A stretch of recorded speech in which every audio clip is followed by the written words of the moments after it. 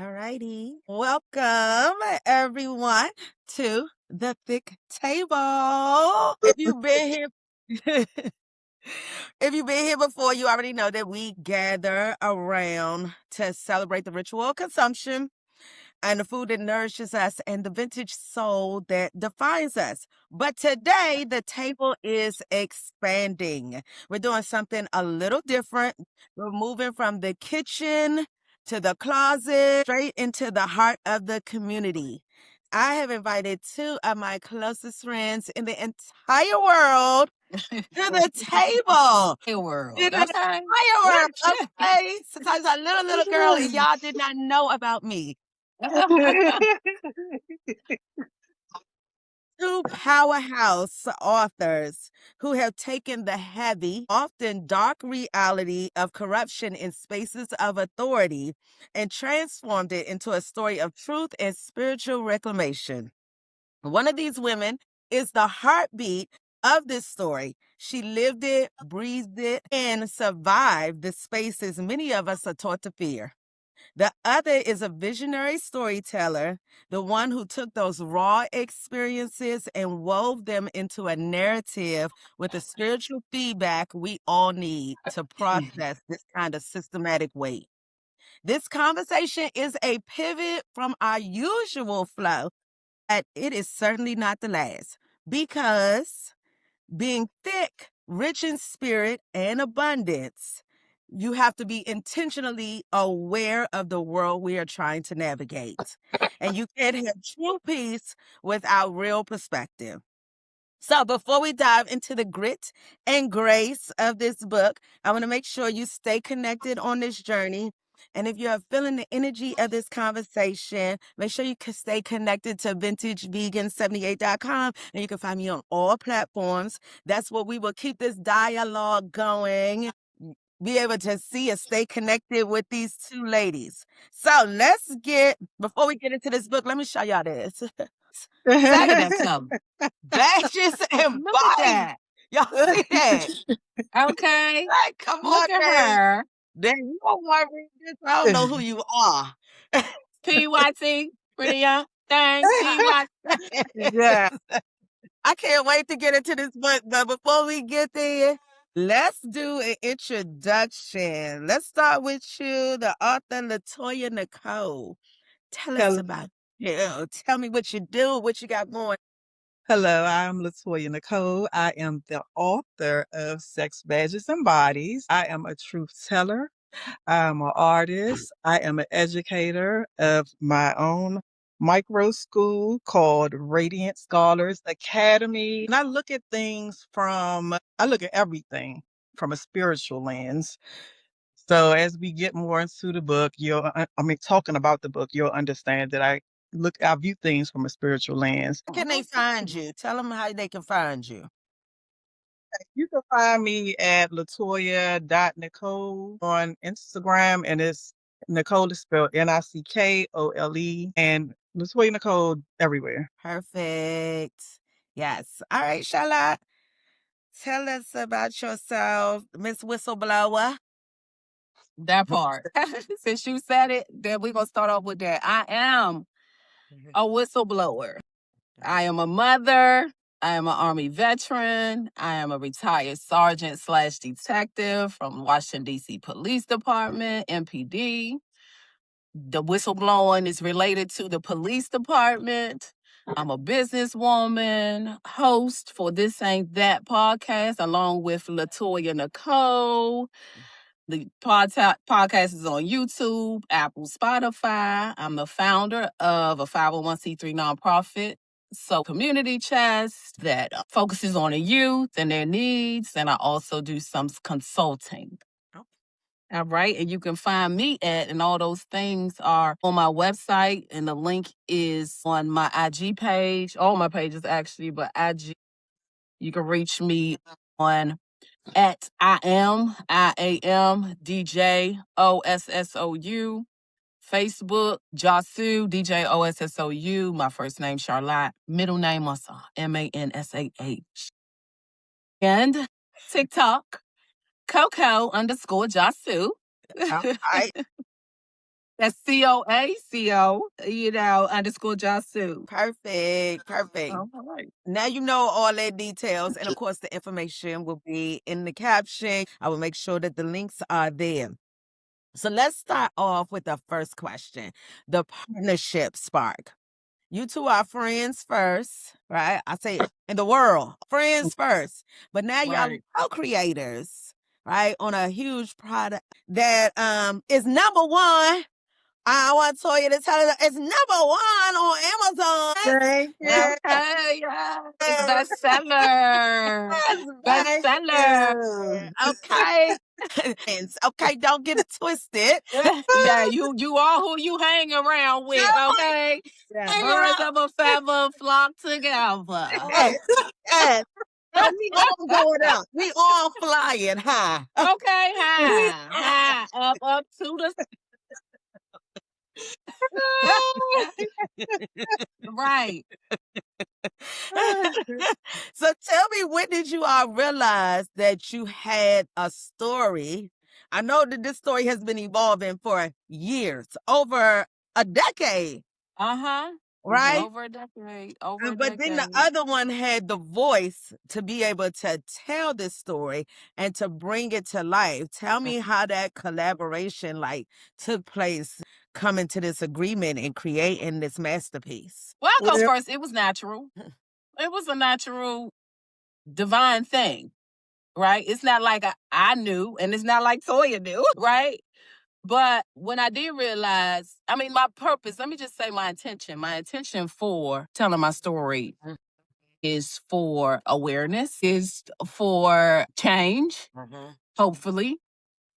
Is to help others that are caught up in some type of system where they're being treated unfairly to navigate through that, to know how, based on reading a book, the steps that should be taken and how to document, things that are happening. But when I said to myself, okay, I want a book about my story. And the first person I thought about was LaToya Nickole. Okay. I see. No, she gonna bring some life to this. It's gotta be her. It couldn't have been anybody else because of her and who she is divinely. Like, I literally salute divinity in her life, her path, her journey. Only she would have been able to bring life to the book based on her and her experience. Because everybody can't connect with struggles and trauma and life trials and tribulations Truthfully. if they haven't been through something. Absolutely. Okay. Yes. So because of her life and her background, she would be the only one that could put us where we are today. It could only be her. So thank that's you. how that happened. She came on over. Yes. We had a lot of conversations, and I was like, "It's you, Toya. It is you. You the chosen one." And I feel honored. I've always felt honored when she contacted me and when we were speaking. Yes. And the thing is, I already knew her spirit before I ever touched her story. So this definitely was this definitely is alignment. Not was, is alignment. And I believe that Charlotte, no, I don't possess the fear gene. So fuck the government, fuck any system. Because if you come up and get that vibe, you have to deal with unseen forces in the spiritual realm, and that's just it, and that's all. Because I am protected, and I know that. So yeah. I love it. Us. That part. I already knew her spirit before I knew her story. You know what I'm saying? Yes. That's real. You have to be able to be in a trusting space for somebody to authentically be able to get that story out to the public, and knowing that to make it relational, because most of us are not living that life. And we only know it from what we're being told online or what they're feeding us. Like, oh, she just one person. Or thinking that's just her story. but being able to have the voice and connect those two to make it relatable to everybody, where we can all find ourselves in that story as well, and not only just hear the story, but also like self-discovery and be able to question some of our own choices and things that we have done in places that we have been in. Okay. Yes. Yes. So why? Why now? Why do you feel like the world needs to hear the story right now of all the things that are going on? Like, tell us why. In 2026 we're getting the story? With Well, things just changed. Mhm. Couldn't do it before 2026 because of the lawsuit, Mm, a pending lawsuit. okay. You can't, you don't know what you're going to be able to do, Mm, okay. until that's all finalized. So that would be why 2026 and um the book was released in 2026. Mm, But as far as why the world needs to hear it is or know about what's going on internally on the police department because what's going on internally on the police department affects the community externally. Like absolutely. they wonder why police react certain ways and do certain things. It starts from the inside and it bleeds on the outside. If they treating the members the way they treat the members, they definitely don't care about the public. Exactly. Right. exactly. They don't care about you. Okay. So that is why it's still important to give the community awareness Yeah. about what's going on with the police department and things people just won't say, things people don't want to talk about. They commit crimes, police officers commit crimes all the time, and they still got a job. Yes. Yes. Like, who does that make sense? It Right. doesn't make sense because if they out there breaking the law in any whatever form they breaking the law, then they just like those. Just like the They people that just they like supposed to be upholding the law. exactly. There Yeah. you go. Thank you for Right. finishing that. So that would be the answer to that. Yeah. Right. Right. Bleeding metaphorically and physically in the streets. Yeah. Hmm. I also think, well, to me, it's really mind-boggling that people still are having these debates, rather if Mm, the systems are broken or not.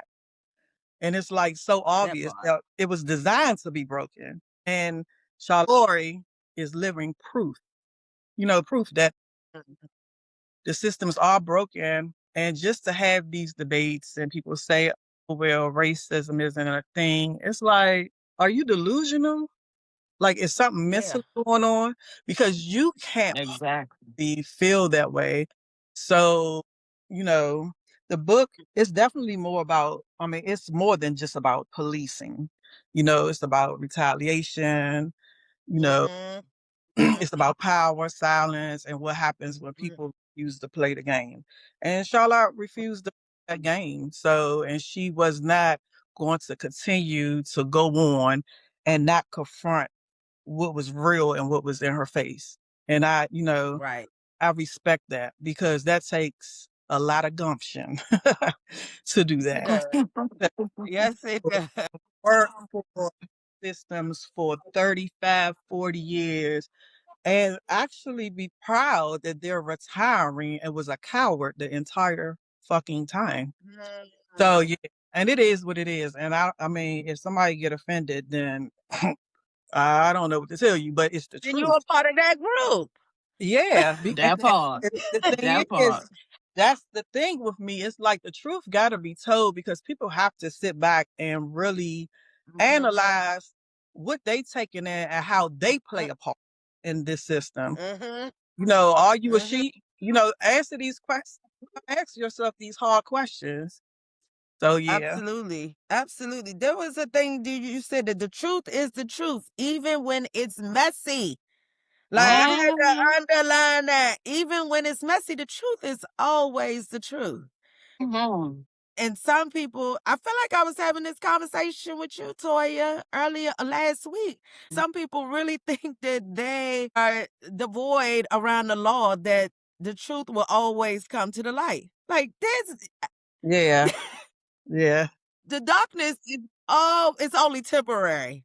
Cause You I can't don't, hide. You can't hide yeah. forever. No. And It's coming forever. I don't think people really realize how the spiritual realm and the physical realm work together. So Mhm. truth is going to come out. Truth has no choice but to surface. Nobody is an Yes. exception to that rule. So your truth will surface. Some people's truth quicker than others, but the truth Mhm. will surface. Period, point blank. So yeah, Period. I Point remember blank. that All conversation. in detail. I'm Yeah. trying to tell you, cause and effect. That is. Cause There and it is. Listen, effect. There it reap what is. you sow.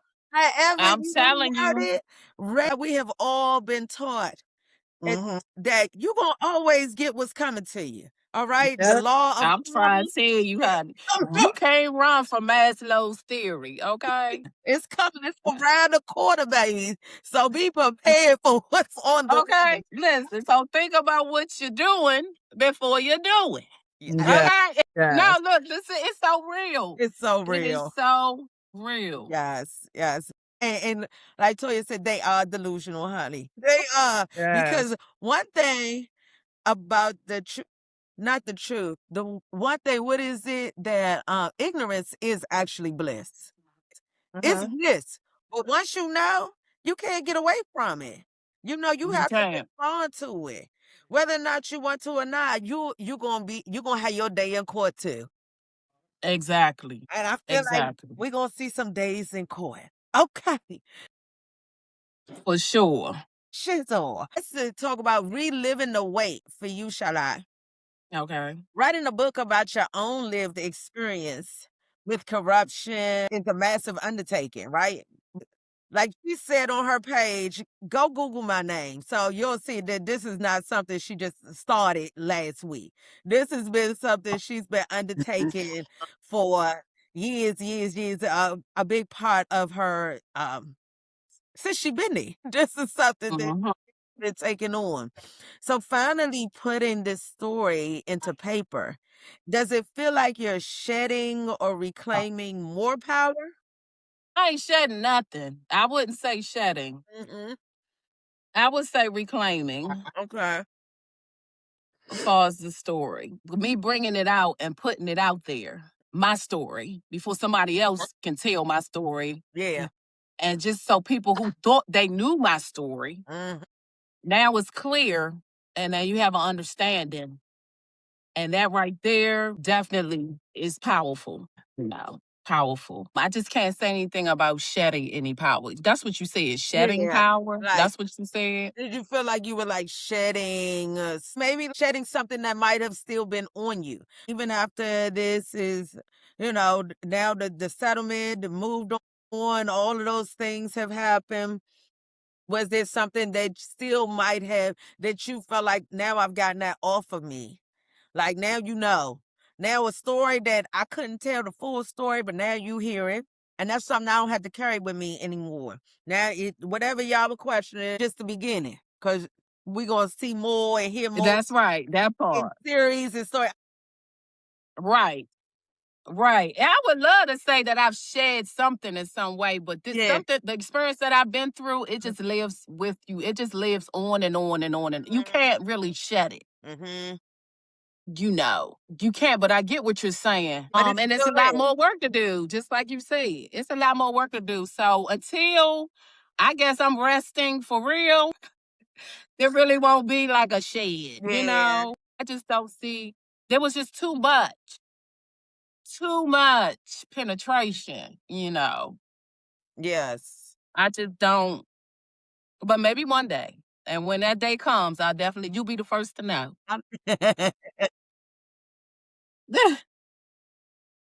Okay, well, Toya, tell me this. You've taken these raw, often painful, because to write this story, you have to hear the raw part of it, right? And be able to put these experiences and filter them through a spiritual lens. how did you find the light, if there was any light? How did you find the dark? Because there's light in the dark too, right? That is centered in such dark spaces of authority because I don't know, but I do know because these are my friends. You know, hearing this and having to write these stories down, how did you find the process or the light to be able to give us your spiritual perspective and this almost hidden world that we don't know about? Well, I am not a love and light spiritualist. I'm more so of a dark and light spiritualist. So I guess when you say how did I bring the light, Mm, I guess by not softening the story. You know what I mean? Just giving it deeper meaning because there's always meaning to what when something happened, yeah. especially something like this to this magnitude. Because you have to think about it. Like our ancestors had to deal with this. We are Yeah. dealing with this. So it's Mm-hmm. a deeper meaning, it's a deeper spiritual meaning. And it's like I don't really want to get too deep into like the year that Charlotte was born because that's just a whole nother interview. Yes. But Charlotte was born in a year where those people supposed to cause disruption. She Mm, living in her purpose. mm, It's always a reason, you know what I mean? mm, So I always mm, ask myself, what is there here to teach, even in my own life? Like yeah. lessons that I had to learn, things I went through, even if it was something so brutal as a rape. In Mm, my head, I still would say, what is there here that I'm supposed to learn? And then I learned that what I'm supposed to take this information and then teach somebody else because it's all a mm, cycle. You know what I'm saying? So absolutely. guess that's how I brought it with the light to it, if you want to call it light. Not trying to soften it because it's not a Mm-mm. soft story. And I think that we live in a culture and society that we try to make everything palatable.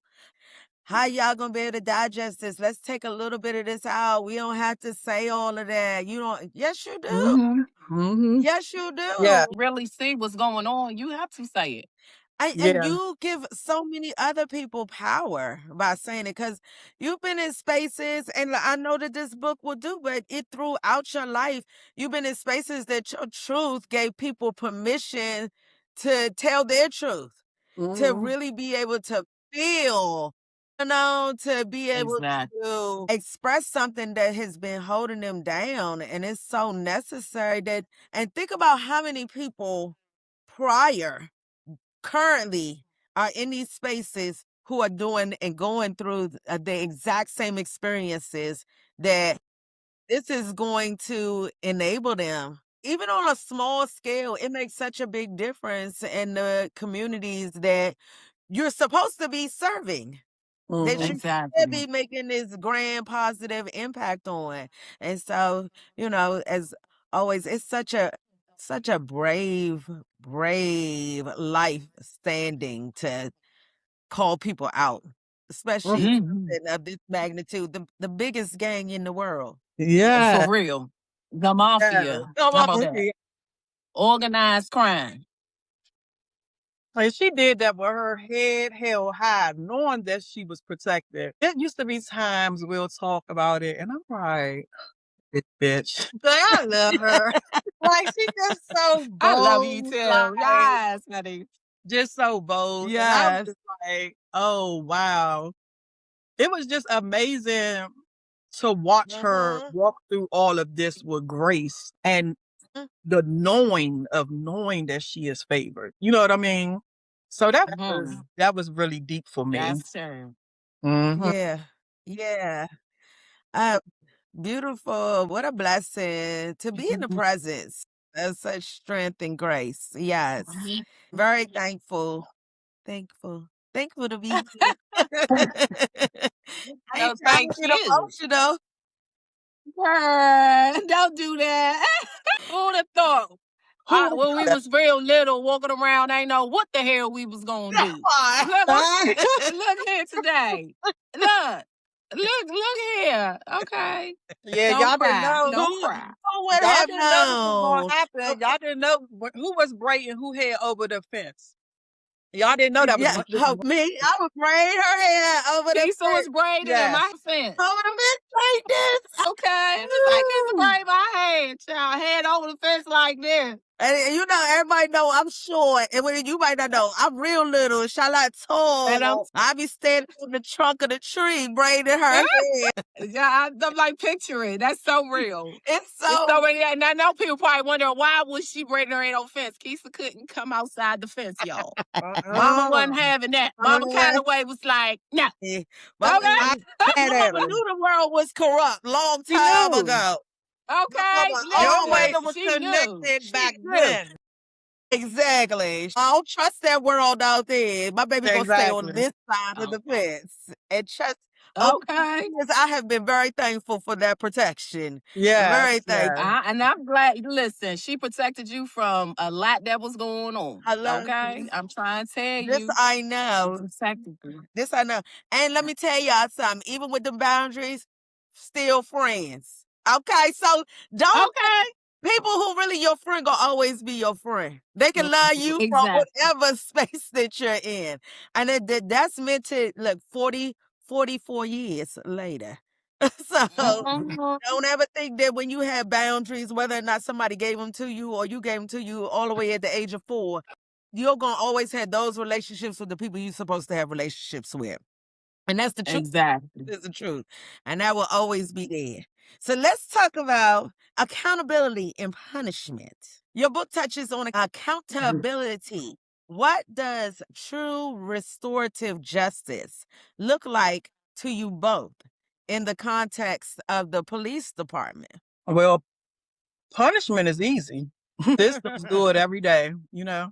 But accountability requires truth, transparency, and actually acknowledging harm that has been done. So to me, restorative justice looks like systems being forced to confront what they've done, not just by burying it, not just by repackaging it, or just not protecting it, period. We really have to acknowledge what's going on and face it head on. I love that.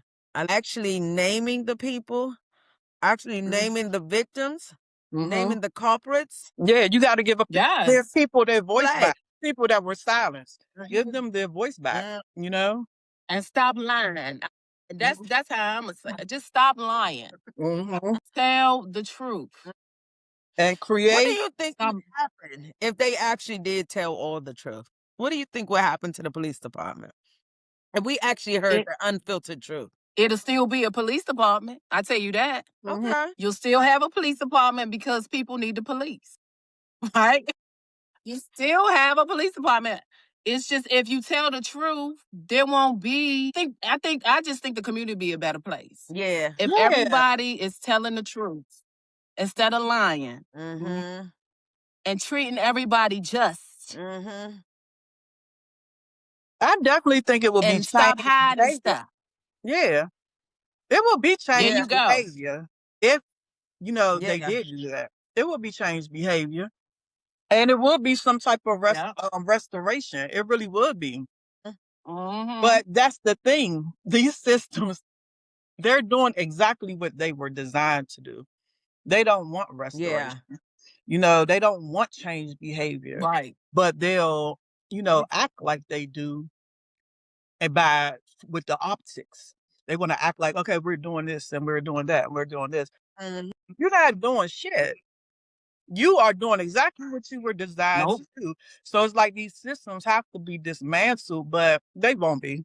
I don't think I'm gonna see it in my life, but I got like 50 more years on this earth. On this got like 50 more years left, and so I don't think it's gonna happen while I'm on this physical realm. I really don't. And it's sad too. It's unfortunate. Yeah. I agree with Toya completely. It won't happen in this lifetime. Not in our lifetime. No, it's too much money involved. Yeah. It's too much money involved. Not just on the department, but outside. On the Yeah. outside, the system.